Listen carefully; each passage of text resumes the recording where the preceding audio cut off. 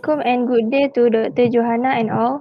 So we are from group 9 and today we are going to present experiment 7 which is Torricelli's theorem. So this is our group members which consists of me, myself, Nafisha, Antasha, Pavitra and also Rayden.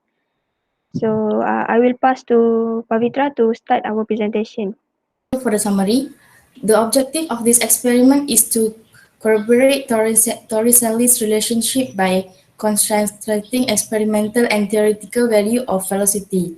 To conduct this experiment, a cylindrical cylinder with hole, measuring tape and clay marker are used and water is used as a fluid. The distance between the drill hole of the cylinder tank and the floor is 36.67 cm, 56.45 cm, 76.15 cm, while the volume of water is set to 2 liter, 1.75 liter, 1.50 liter, 1.25 liter, and the last is at 1.00 liter. Time taken for water to dispense at point where first water droplet falls is marked and its horizontal displacement are measured and recorded. To enhance the accuracy of this experiment, each interval is repeated thrice to acquire the mean value. Next page. In this experiment, the independent variable is the fluid height difference between center of the drill hole and fluid at the surface of the cylindrical tank, H. The dependent variable in this experiment horizontal displacement of water stream traveled. The constant value in this experiment is the type of liquid used and also the area of cylindrical cylinder hole. The interrelation of Bernoulli equation and Torricelli's law is explicated. From the result and discussion, the percentage error theoretical velocity V theoretical and the experimental velocity is calculated by respective equations. Errors and method to diminish are also discussed. Therefore, we can infer that the water dispensed with higher initial water level height at higher velocity had a higher percentage error than the water dispensed with lower initial water level height at lower velocity. Next, I pass to Nafisha. I will proceed with the theory of this experiment. So Torricelli's theorem describes a major relationship between the liquid exit velocity and its height in the container. Torricelli's theorem states that the speed of a liquid flowing under the force of gravity out of an opening in a tank is proportional to the square root of the vertical distance between the liquid surface and also the center of the opening and to the square root of twice the acceleration caused by gravity 2g, or simply can be written as v equals to square root of 2gh. So the speed of a portion of water flowing through an opening in a tank by a given distance h below the water surface is the same as the speed that will be attained by a drop of water falling freely under the force of gravity alone, that is neglecting the effects of air through the same distance h. So the speed of efflux is independent of the direction of flow. At the point of the opening, the speed is given by this equation whether the opening is directed upward, downward or horizontally. Next slide.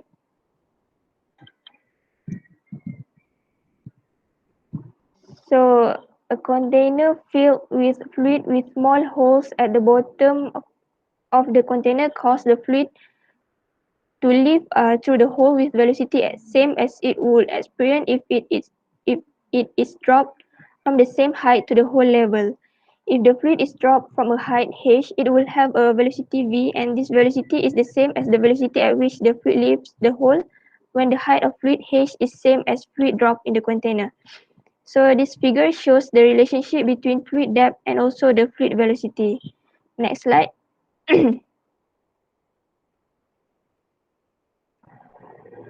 So we can simply derive the Torricelli equation from Bernoulli's equation as shown in the slide. So according to the theorem of Torricelli, the fluid inside the tank known as an ideal liquid. So the fluid is incompressible. The net force of friction is also insignificant. This is why the exposure of the tank to atmospheric pressure P1 and P2 can be neglected. Due to its large opening, the velocity at point 1 can be negligible and gravity is fixed to be the same on right and left sides. The Torricelli theorem is hence obtained. So, Torricelli's theorem describes the velocity of a non-viscous fluid flowing from a cylindrical tank if we have fluid standing at a depth of h in an open tank whose side walls are vertical as depicted in figure 1 in the previous slide, with a hole created in one of the walls. So the relation can be written as V equals to square root of 2gh, where V is the velocity of fluid, h is the depth below the surface of liquid, and g is the gravity of fluid. So the velocity of the fluid flowing from the holes is the same as the velocity of a single fluid droplet falling from the height of the container surface of the fluid. In the horizontal direction, the water stream from the hole can be represented by a kinematic equation. In this case, at any point I, the velocity v can be represented by the time taken t of the stream to cover the horizontal displacement of the stream of water dx. So the representation is as follows: x equals to vi t. Next slide.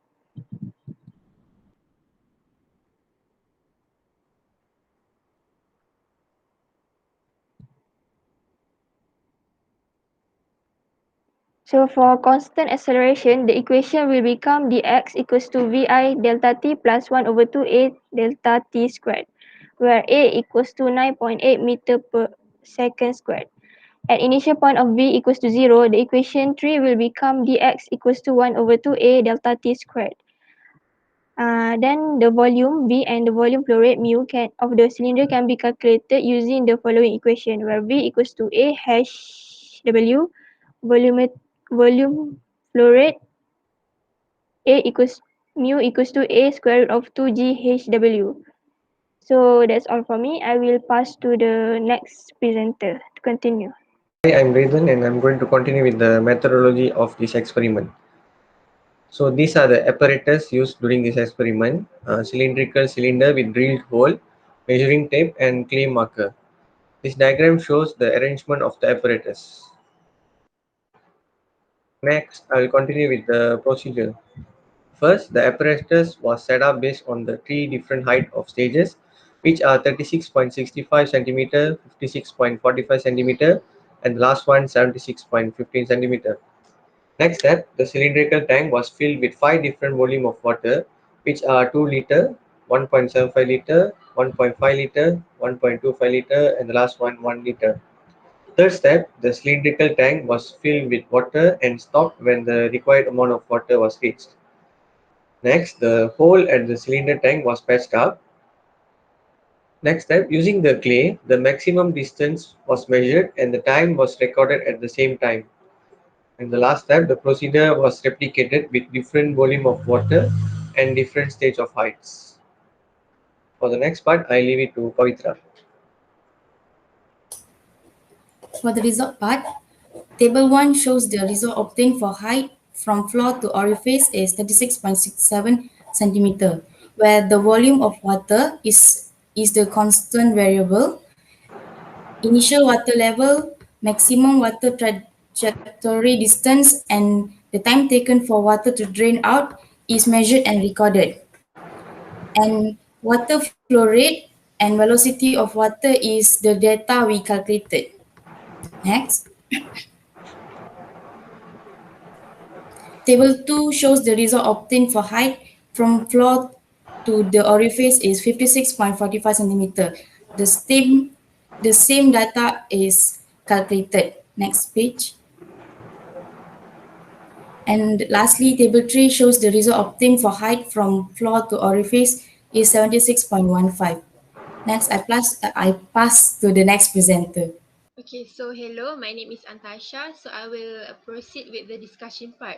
So the first thing, we have to explain our selection of dependent, independent, and constant variables. So our dependent variables is maximum trajectory distance, which is x, and time taken for water to drain out, which is t. And then the independent variables, we get initial water level h, height from floor to orifice y. And then lastly, the constant variable, is the density of the liquid. So to verify the Torricelli relationship, the choices of this variable is to fulfill the objective by comparing measure and theoretical value of velocity. Hence, this will ultimately be split into two parts, which is the effect of initial water level on the water velocity and effect of height from floor to orifice on the speed of water. Okay, so for the dependent variables, in order to find the measured velocity, we need to know the height of orifice from the floor, which is why affected the maximum water trajectory distance x and time taken for water to drain out, then we can calculate the velocity of fluid. Okay, so next, for the independent variables in this experiment, we need to observe the speed of fluid flowing from an orifice to the height of water above the opening by using the formula v theo equals to Cert 2GH is the equation that proves that water level height plays an important role in affecting the theoretical velocity. Okay, so for the constant variable, the density of liquid is to provide a constant gravitational force for both theoretical and experimental equation. These variables remain unchanged so that the results will not be different. Okay, so next slide. Okay, so secondly, we have to clarify on how you can relate the Bernoulli equation with Torricelli's law for this case. We have also to show all the derivation and explain each steps. Okay, so Torricelli law may be derived from Bernoulli principle and relates the velocity of fluid leaving an orifice in a fluid filled container to the height of the fluid above the orifice. Torricelli law is derived from Bernoulli equation by equating the potential energy in the static head of liquid to the kinetic energy of the water leaving through the orifice as follows. So that is the equation. And then the P1 and P2 is 0 since it is atmospheric pressure.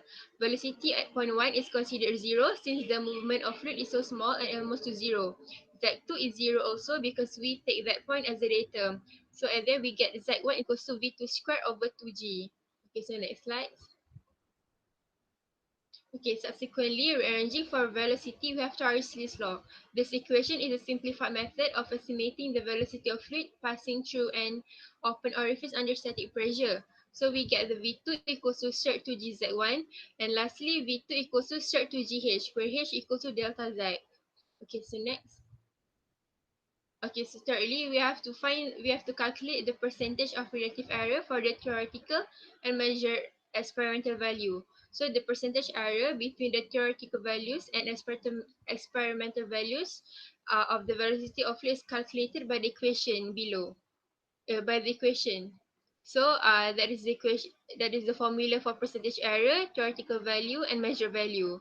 So we use G equals to 9.81 meter per second square. Okay, so next.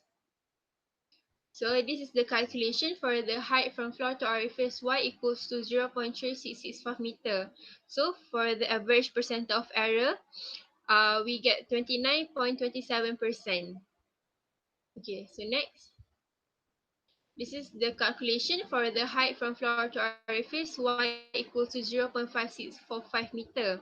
So by using the formula given, we get the average percentage error is 26.66%.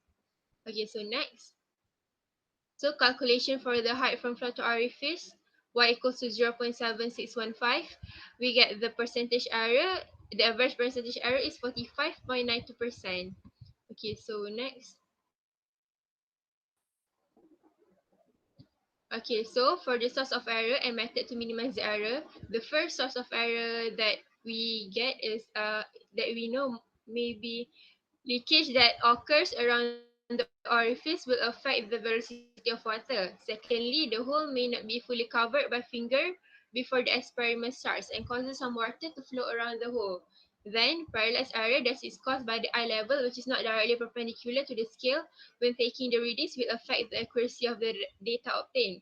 And then, the orifice also may not point to the correct direction, which is in front, that will cause water to flow in the wrong direction. Okay, so lastly, human reaction time towards the visual, such as the stopwatch, may have been stopped too soon or too late, and either way will affect the readings.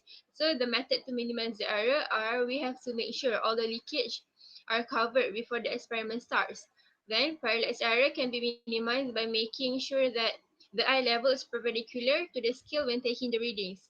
Then, uh, other than that, we have to get more accurate readings for the distance, we have to place the tube at the end of the cliff. And lastly, we have to repeat the experiments a few times to get more than one measurement for each readings and calculate the average. Okay, so next I will pass to Raven to explain about the conclusion. So, in a nutshell, the objective of the experiment is achieved.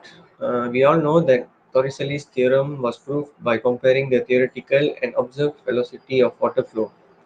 The water velocity dispensed from the drill jar holes will increase when the height of water levels increases within the experiment.